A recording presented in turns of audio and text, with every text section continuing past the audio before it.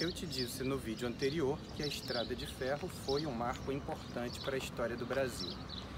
E essa é uma afirmação que carece de algumas explicações. Então vamos a elas. Primeiro, a Estrada de Ferro ela foi construída como uma forma de compensar o Acre pela perda, aliás, como uma forma de compensar a Bolívia pela perda do Acre. A segunda questão importante é que é nesse momento que o desenvolvimento da região amazônica tem uma de suas grandes partes, um dos seus grandes capítulos na história. E a razão é muito simples. Essa região, Guajará-Mirim, na época conhecida como Esperidião Marques, e Porto Velho eram dois espaços pertencentes não ao estado de Rondônia, que só vem a ser criado nos anos 1980, e nem ao território do Guaporé, que só vem a existir nos anos 1940. Essas duas cidades pertenciam aos estados do Amazonas e do Mato Grosso.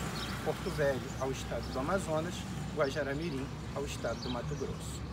E, evidentemente, essas duas cidades também não se chamavam, respectivamente, Porto Velho e Guajará-Mirim. Quando terminou o primeiro ciclo da borracha, durante a década de 1910, a região onde hoje está situado o estado de Rondônia ainda pertencia aos estados de Mato Grosso e Amazonas. Do que hoje é o estado de Rondônia, já existiam, interligadas pela estrada de ferro Madeira-Mamoré, os povoados de Porto Velho e Guajará-Mirim.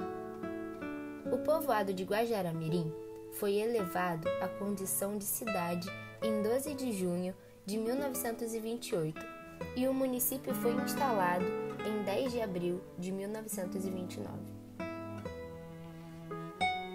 Porto Velho dos Brasileiros foi um povoado que se formou de modo espontâneo a partir de 1907. Logo depois que a construção da estrada de ferro Madeira-Mamoré foi retomada.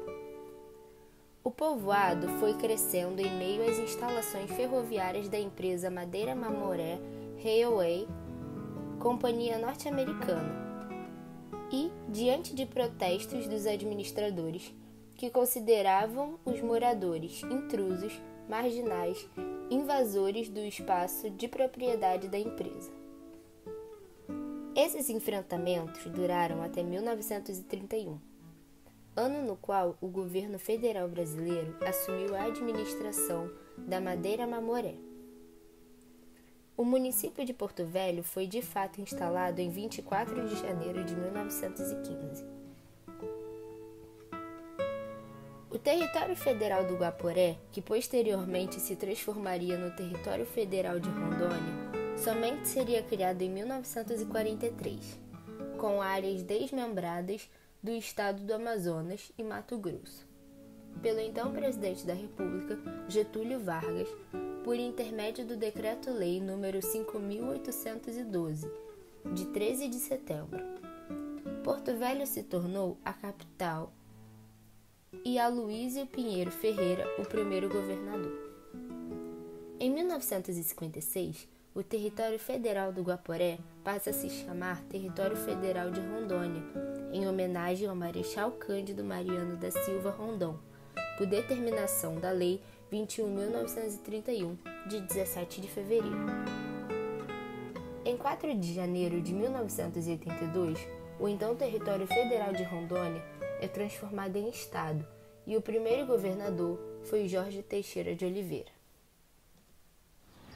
Para fins de desenvolvimento da Amazônia, esse é um marco essencial, porque é exatamente quando a estrada de ferro fica pronta que são fundadas oficialmente essas cidades. E o primeiro ciclo da borracha já não encontra grande utilidade na estrada de ferro Madeira-Mamoré. Por quê? Porque logo após a construção, a borracha já estava em declínio e a estrada então ficou operando comercialmente para ligar as duas cidades. Mas a Segunda Guerra traz de volta a utilidade e o comércio da borracha e, consequentemente, essas cidades passam a desempenhar um papel importante juntamente com a estrada, que desenvolve naquele momento, então, um papel significativo para o escoo da produção da borracha em seu segundo ciclo. Resultado final disso é que, novamente, a borracha declina de valor, perde valor comercial para o Brasil e, consequentemente, a estrada passa a ser sucateada nas décadas seguintes, nas décadas de 50 e de 60.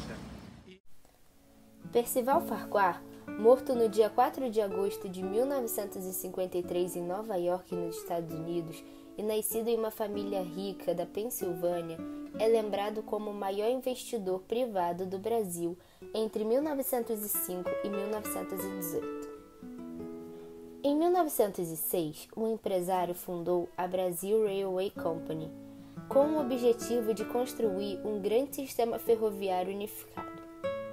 É lembrado sempre pela construção da estrada de ferro Madeira-Mamoré, a ferrovia que se estendia por 366 quilômetros no coração da Amazônia entre 1907 e 1912. Com o colapso do Império Econômico construído por Farquhar, iniciado em 1914, a estrada passou ao controle federal nos anos de 1930. Extremamente decisivas para o término do projeto da estrada de ferro Madeira-Mamoré foram a construção, pela Railway Company, do Hospital da Candelária, que significou uma referência no tratamento de doenças tropicais, e a participação dos sanitaristas brasileiros Oswaldo Cruz e Belisário Pena, que, em 1910, a convite de Percival Farquhar, realizaram um diagnóstico detalhado das condições insalubres da região e propuseram medidas preventivas para melhorá-las. Por que eu disse, então, que essa é uma região importante para o Brasil? Porque o Brasil foi um grande produtor de borracha durante a Primeira e a Segunda Guerra Mundial. O Brasil foi um grande produtor de borracha e por aqui escoava essa produção. O resultado, entretanto, é que, apesar de muitas vidas terem se perdido, apesar de muitas pessoas terem contraído inúmeras doenças tropicais, a ferrovia chegou a ser conhecida como Ferrovia do Diabo. A Amazônia era chamada de Inferno Verde e outras coisas do gênero. Apesar de todas essas questões que envolveram a Amazônia, de vidas perdidas, de direitos trabalhistas violados, de tanta coisa que se fez e que se investiu nessa região e na estrada de ferro, hoje ela se encontra desativada. Aquela que foi chamada de Ferrovia da Morte, Ferrovia do Diabo, e que seria construída dentro do que até o início da década de 1970 foi chamada de Inferno Verde, a Amazônia, funcionaria por menos de 60 anos. Depois de vários anos de sucateamento da estrada, o governo militar percebeu que a desativação da ferrovia não seria possível de imediato, já que a Madeira-Mamoré era a única ligação entre Porto Velho e Guajará-Mirim. A construção de uma rodovia ligando as duas cidades em 1968, a estrada, com muitos problemas financeiros, deixa de operar.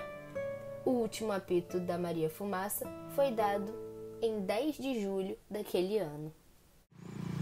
Outras pessoas aqui no estado até hoje têm muita saudade da estrada. Algumas pessoas, inclusive, escreveram poemas quando a estrada foi desativada, e a estrada ela é vista até hoje como um patrimônio cultural do estado de Rondônia e também, evidentemente, um patrimônio cultural da Amazônia, esquecido e maltratado muitas vezes, conforme você pode ver em certas imagens ao fundo. No próximo vídeo eu te conto então o que se tem feito hoje para preservar a memória da estrada.